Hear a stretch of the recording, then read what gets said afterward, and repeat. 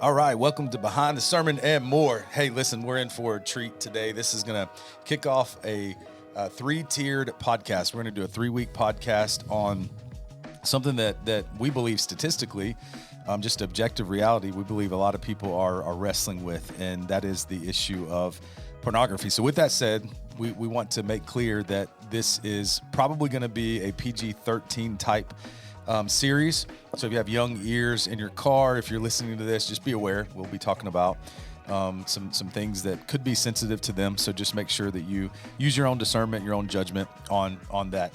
You may want to listen to it first yourself and see if you think it's appropriate before you cascade it further to your teenagers and that kind of thing. So just use your own discretion there, but be aware we'll camp out there. All right. So who I have with me to help have this conversation are our two brothers on our staff, the buffest pastors at Apex Baptist Church. These two guys. You got Pastor Kevin O'Brien and Pastor Jared Whedon-Raw. Thank you guys for being here. Absolutely. Good to be here. Man, awesome.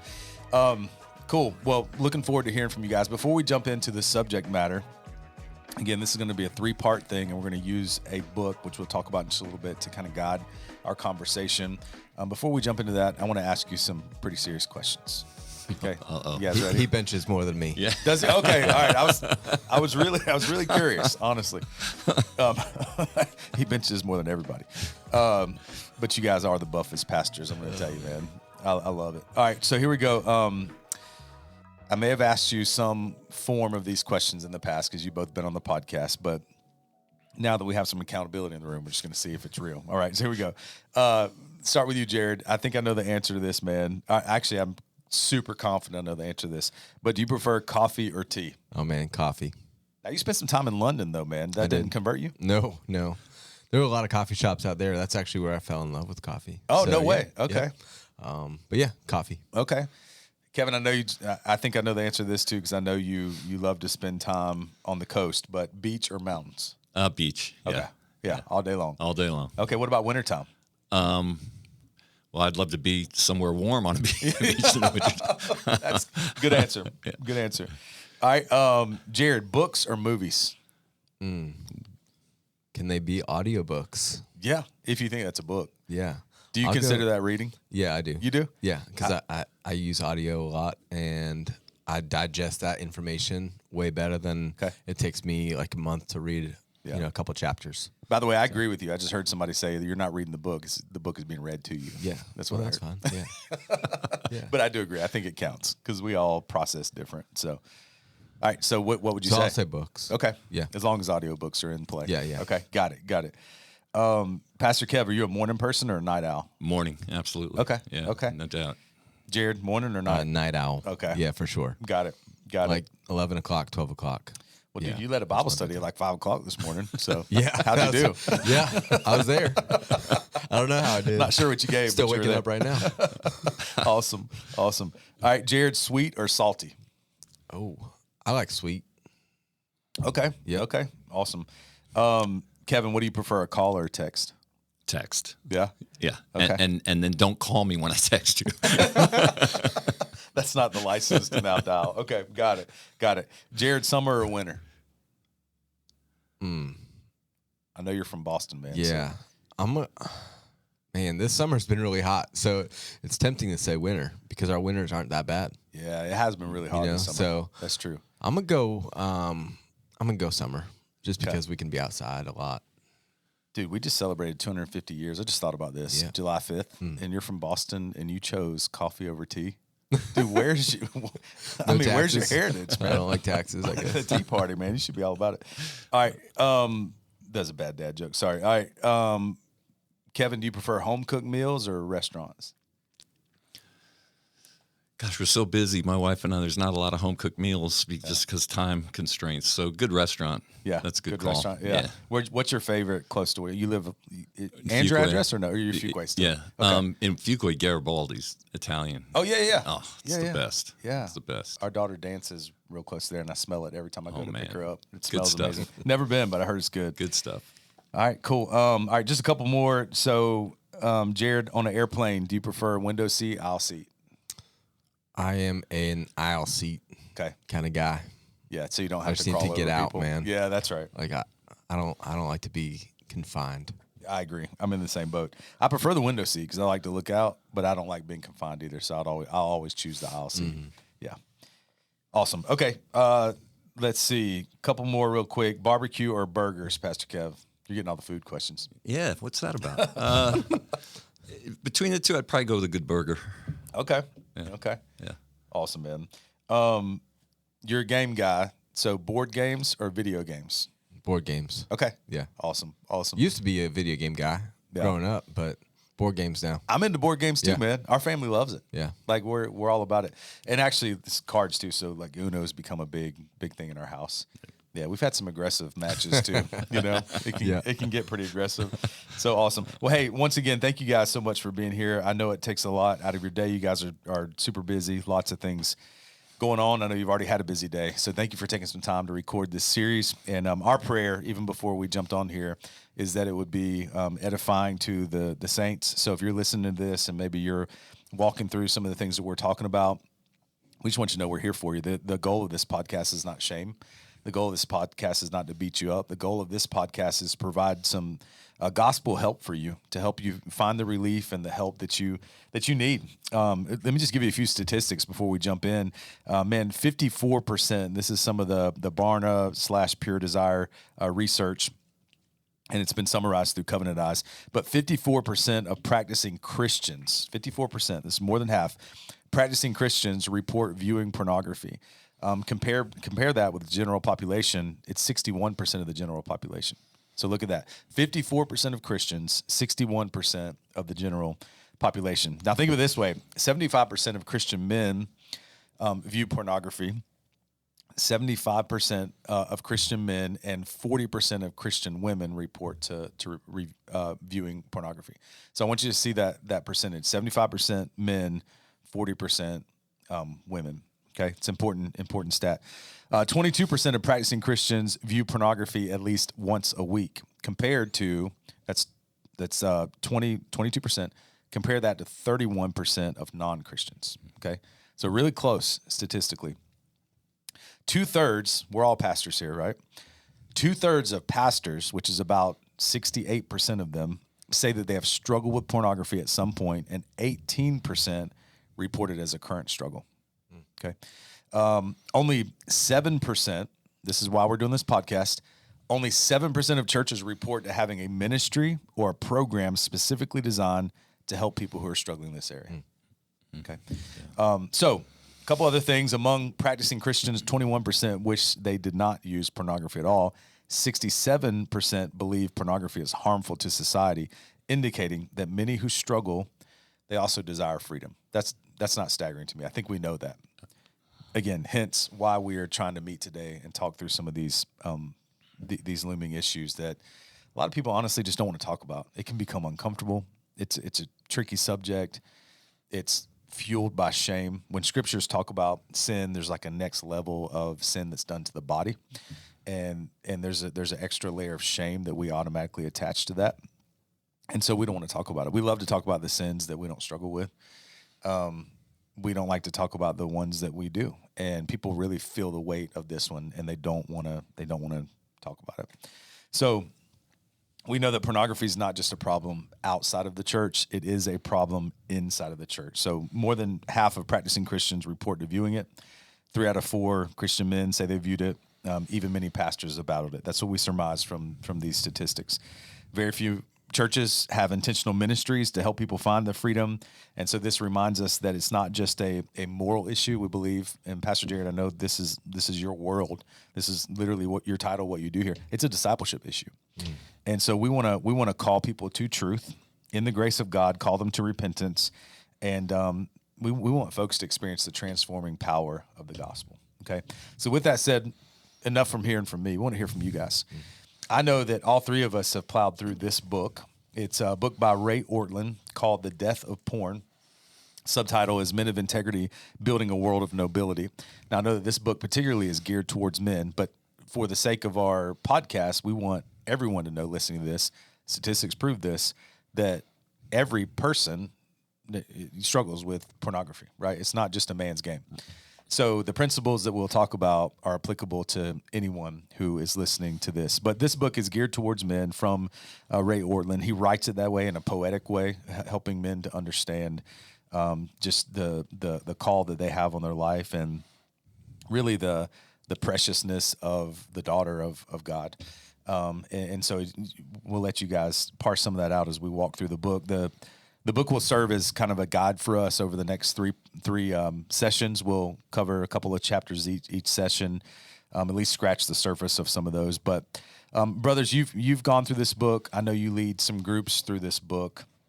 Can you just give us maybe a brief overview of how you were blessed by it and why it's important for us to kind of walk through it today? Yeah. So I became aware of this book probably 2 or 3 years ago, and having many years ago been engaged in this struggle personally, and then since becoming involved in ministry, I have read dozens and dozens of different books on this particular topic, Christian books. This one is different. There's no statistics specifically in this book. Ray is a pastor. He's an older gentleman. I describe this book as a gut punch. It's very direct. It's very loving. There's 6 chapters, and each of them are a letter written from a father to a son. And it's just, it's raw, and parts of it are graphic. But it just really calls to mind just how devastating this particular sin is.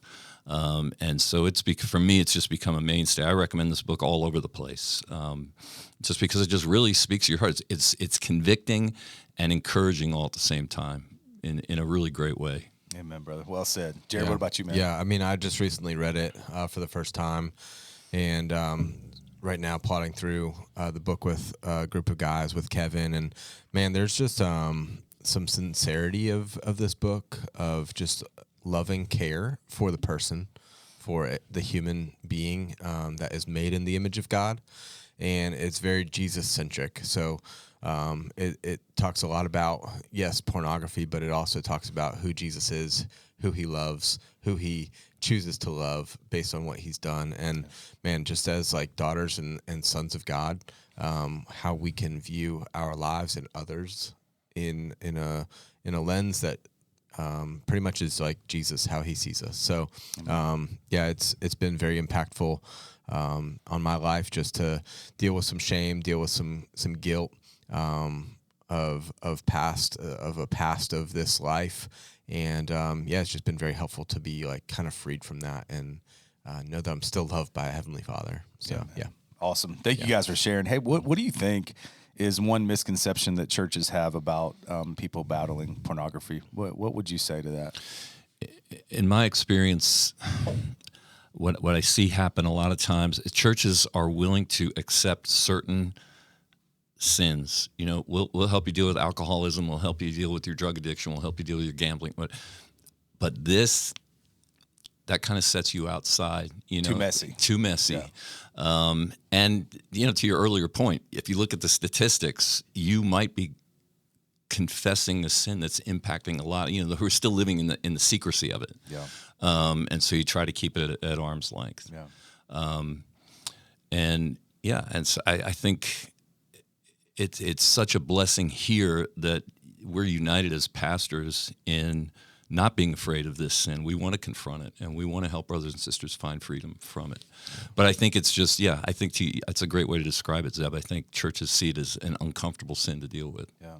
Yeah. I think the church, and Jesse alluded to this a little bit on Sunday in his sermon, but people walk into church and you may not know anything that they're going through because they're wearing this mask, you know, and I think there is the shame part where it's a tough thing for someone to walk into a building asking for help with something that is looked at as grossly as pornography, you know, and shamefully as pornography. So I think people may have the thought that I wouldn't be accepted here if I confess this, or that I tell people that I struggle with this, or even if I have struggled with this in the past. I think it's just a matter of the church letting down the walls and taking off the mask and being the church, people who care for one another. But I tell you, shame is such a powerful weapon in the enemy's hands, right? Because to our point, it's like we know that there's freedom in Christ, but the enemy uses that tactic of shame to keep you hemmed up, That's where right. you posture yourself as if you're okay, but in reality, you're dying on the inside, and you desperately need that freedom. So, man, let's get into some of the helps of this. So, we're going to use the book, as I mentioned earlier. There's 6 chapters in the book, and so we're going to break it up into the 3 episodes, covering 2 chapters apiece. We're not going to go in depth with this book, so we would encourage you, if something you're interested in reading, man, if you need help getting a copy, we can help you with that. If not, you can just check it out on Amazon. Ray Ortlund, The Death of Porn. Check it out. It's a helpful book. But man, looking at chapters 1 and 2, Ray Ortlund argues that pornography is ultimately a worship issue. Interesting. This is interesting. It's not merely a lust issue, it's a worship issue. So let me ask you guys a question. How have you seen that truth change the way men approach freedom? First of all, let's talk about what it means. But secondly, how has that truth freed some folks up to approach freedom? So what does it mean to say it's a worship issue, not merely a lust issue? What does that mean? Well, I think it becomes a false idol. Like so many other addictions, it becomes a coping mechanism. It becomes central to your life.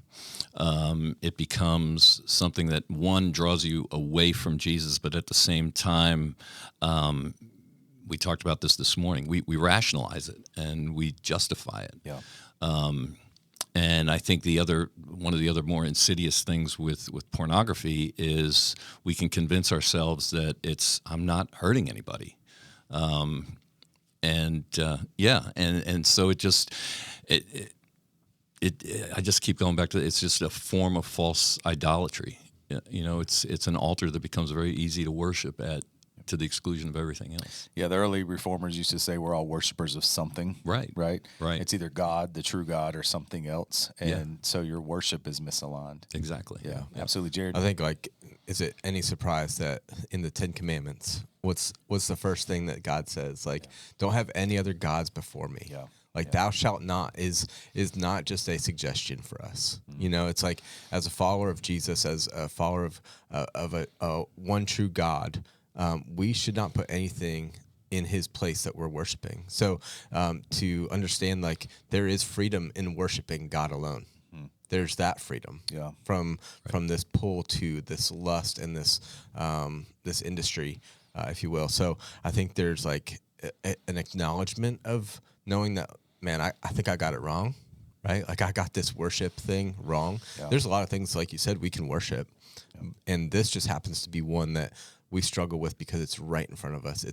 It can be lustful to go after this, and it is a lust problem, but the issue is worship. What are you worshiping? Right. And with that too, I think the other big problem is we live in a world that is putting out this horrible lie that it's an easier form of worship. It's a more convenient. God is too demanding. God is too oppressive.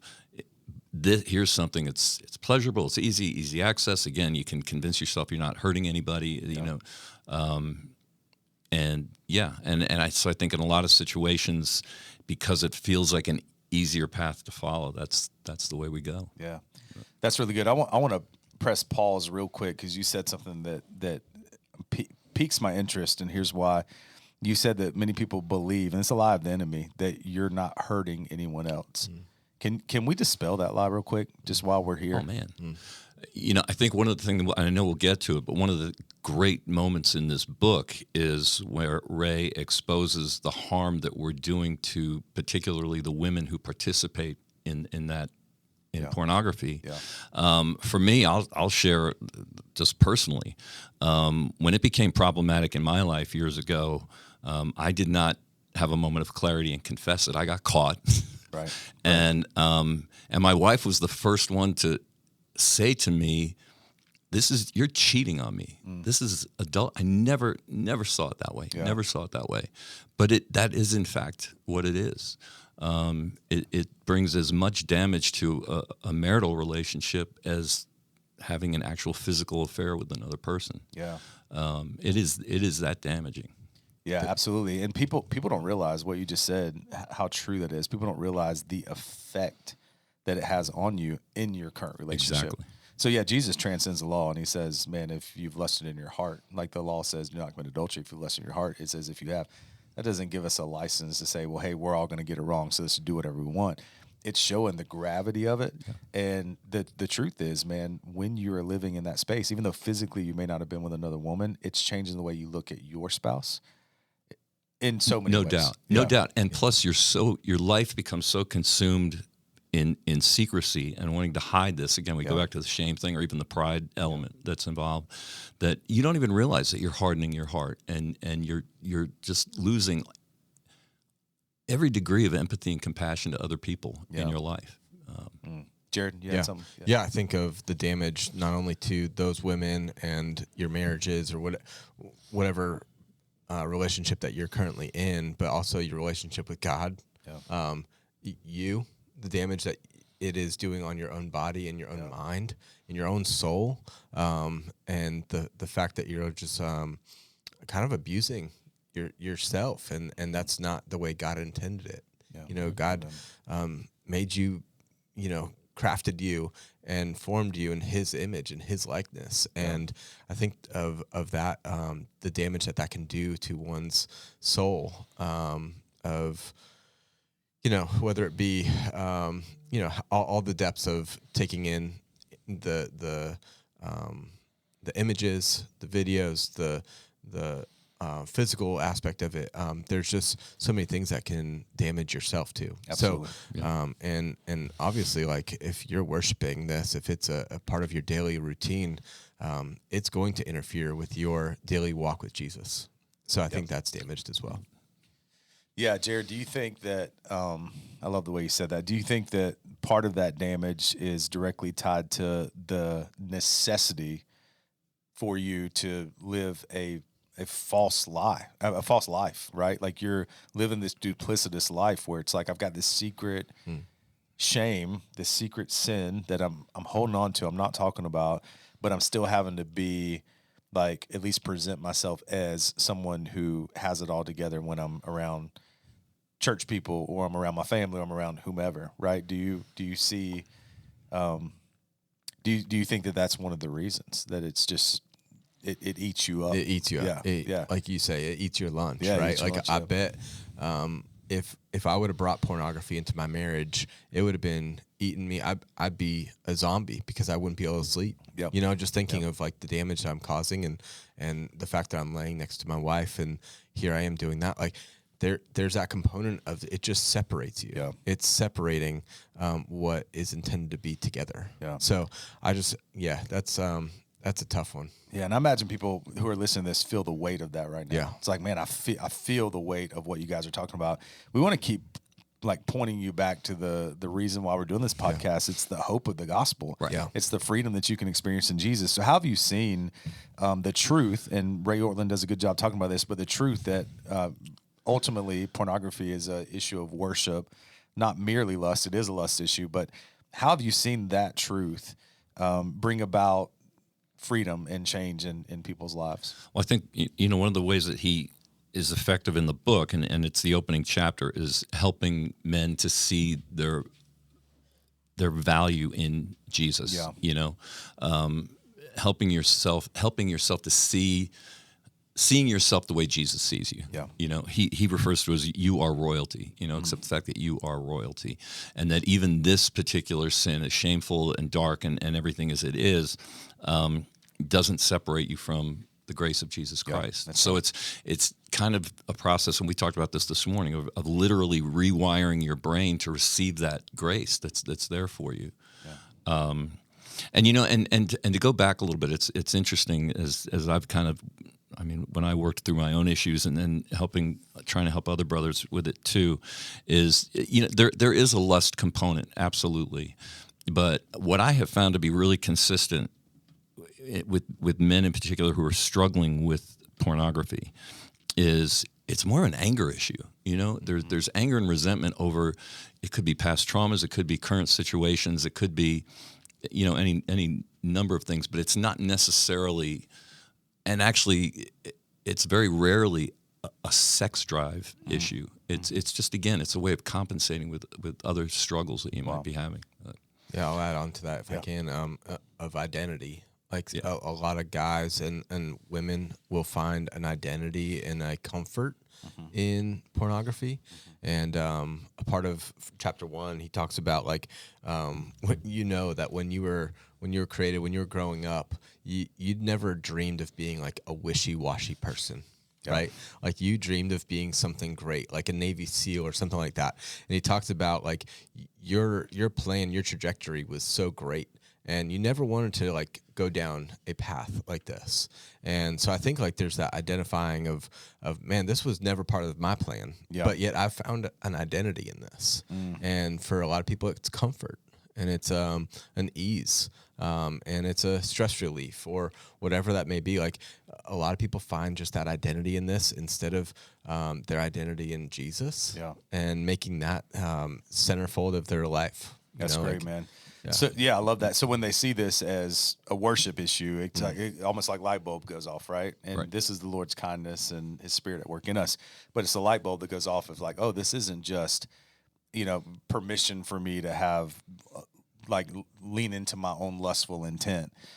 This is actually, it's even bigger than that. This is me giving my heart to something. This is me giving my worship to something that's other than the one true God. And so if my worth is secure in Jesus and He's my greatest treasure, man, it's not just it's a matter of the do's and the do nots. It's a matter of like, where's my worship? And I think it does change a perspective. So as we're talking about just understanding the battle, that's what this whole first episode is about. We want to understand the battle. So we understand it's a worship issue. But here's another thing. What are some of the biggest lies that men believe? And we're going to add women into this because we saw the stats earlier. Even though this book is geared towards men, sisters, I want you to stay tuned because this is going to be helpful for you. What are some of the biggest lies that we believe about pornography? And how does the gospel dismantle those lies? So we've scratched the surface on some of this, but let's just talk about, and I know that he talks about some of these in the book, what are some of the biggest lies that we believe? Well, again, to restate that you're not hurting anybody. I think through social media and various things of the world today, I think we've been desensitized to it. I mean, some people are out there promoting it as an art form. It's a free speech issue. So we've become desensitized in a sense to it. Accessibility and availability, that's a big issue. I mean, if you've got a phone, you're carrying it around with you all day long. Yeah. I just think there are elements in the world today that just make it seem inconsequential, and it's presented as not having a downside. Yeah. Pastor Kevin, I know you have a ministry called One Step that helps, it's addiction recovery, that kind of thing. Helps people going through a variety of addictions.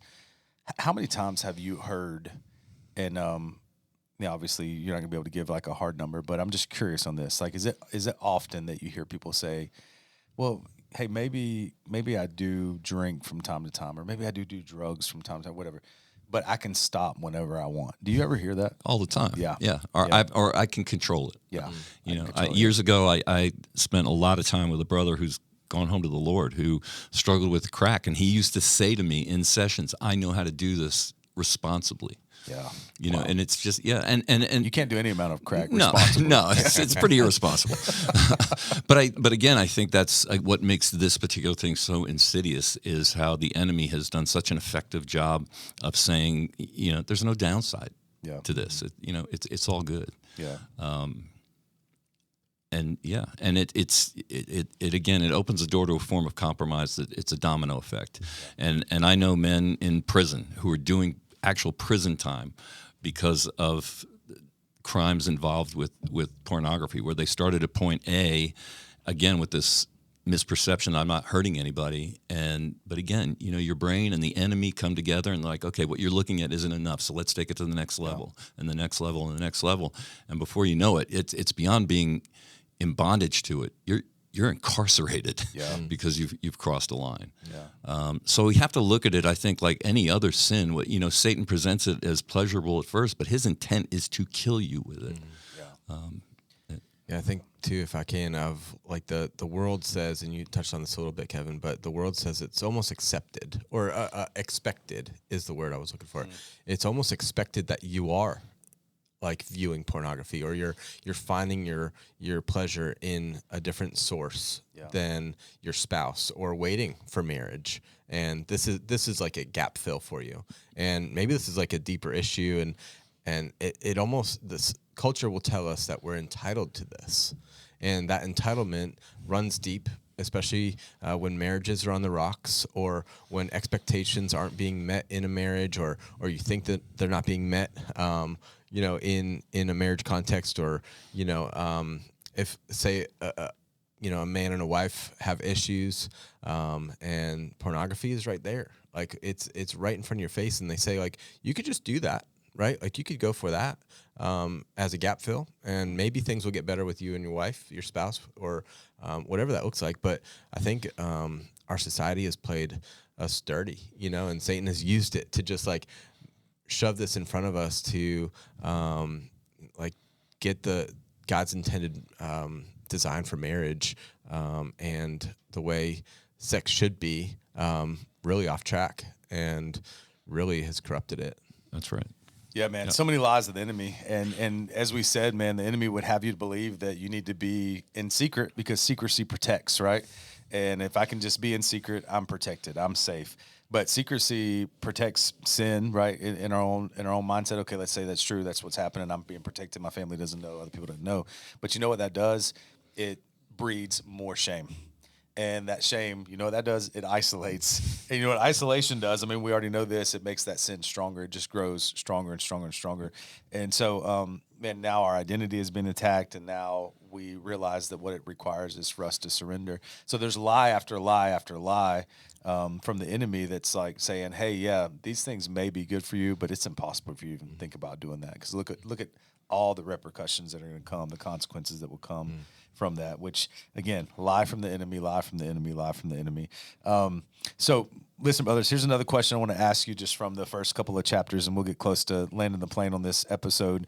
But after leading some groups, I know both of you guys have discipled others who have gone through this. I know there's some Bible studies that you're involved with.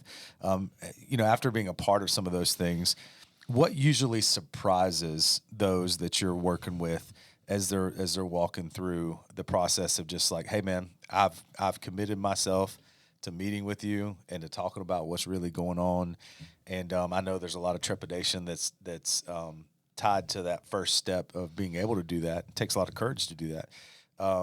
But what's something that maybe surprises them after the first few weeks of actually meeting with you, maybe going through a book like this or something similar, and just getting very honest about the battle that they're in? Anything surprise you about that?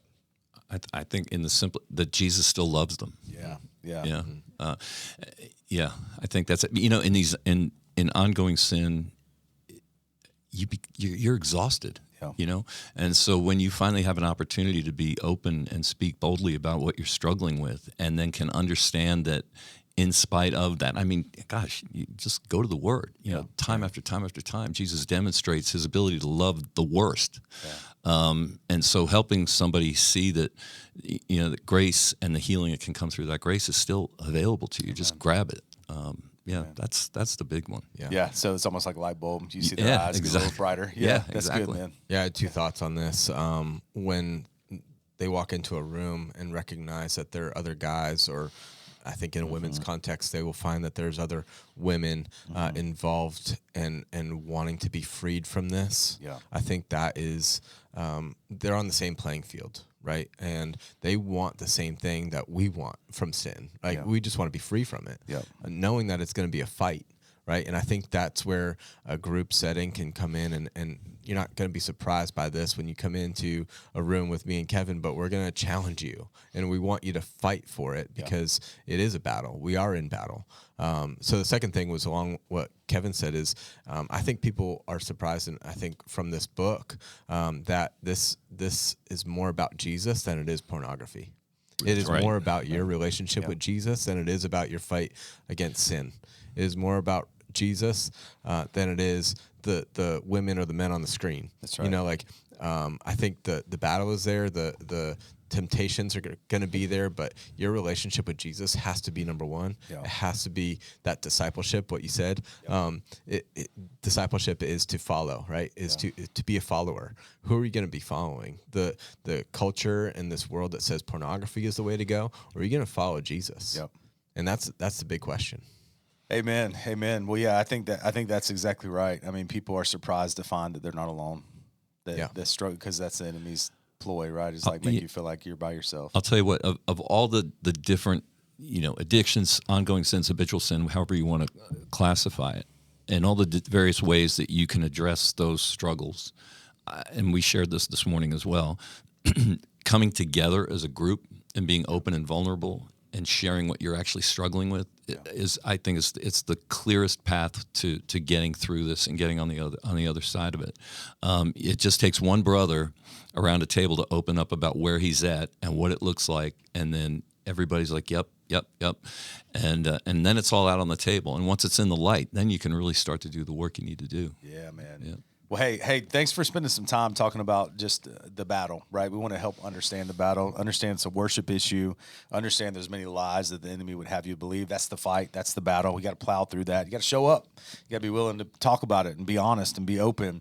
And, man, the surprise is you'll find that you're not alone. You'll find that the Lord has some things for you. And we're going to talk next week about that freedom that the Lord has for you and how to fight for freedom. So, again, thank you guys for chapters 1 and 2. And next week we'll scratch on chapters 3 and 4 and talk about fighting for freedom. Okay. Anything you want to add before we dismiss? I don't think so. I hope we make this book a bestseller by talking about it. I will say this, and it wouldn't be appropriate, I guess, to do a real deep dive into it, but I've shared this every time I've talked about this book, that the second chapter speaks very specifically to women who are being objectified through pornography. When I read it the first time, I cried. Yep. It's that powerful. And so again, fellas, especially if you get a hold of this book, and I keep a bunch of them on hand here at the church, I think that chapter alone might really open up your eyes and open up some doors to what you have to do to make change.